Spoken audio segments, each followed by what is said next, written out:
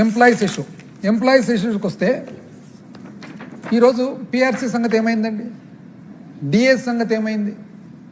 అసలు మేమేదో provident fund అని నేను చెప్తా, కరెక్ట్ లెక్క చెప్తా. ఇవి ఎంప్లాయీస్ జాగ్రత్తగా చూసుకోవాలా.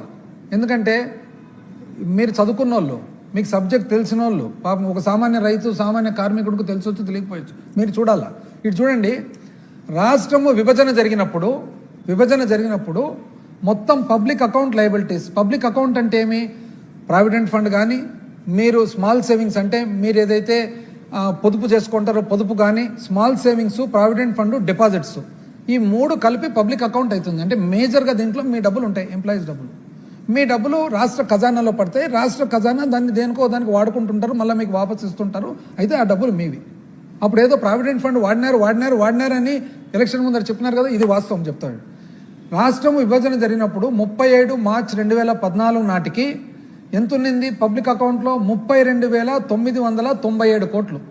32,997 కోట్లు. అందులో అంటే ఇది తెలంగాణ ఆంధ్ర కలిపి.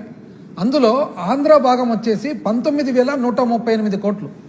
19,138 కోట్లు. 2014 నుంచి 19 మీరు పరిపాలన చేసిన తర్వాత మీరు దిగిపోయే నాటికి ఎంతండి? 76,516 కోట్లు.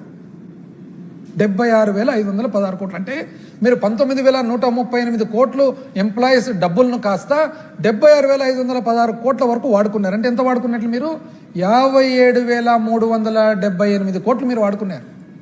58,378 కోట్లు అదనంగా వాడుకున్నారు, మీకు వారసత్వంగా వచ్చినది కాక. మేము దిగిపోయేటప్పటికి ఎంత అండి పబ్లిక్ అకౌంట్? 76,038 కోట్లు. అంటే మేము వాడుకోకపోగా మేము 478 కోట్లు తిరిగి కట్టినాం.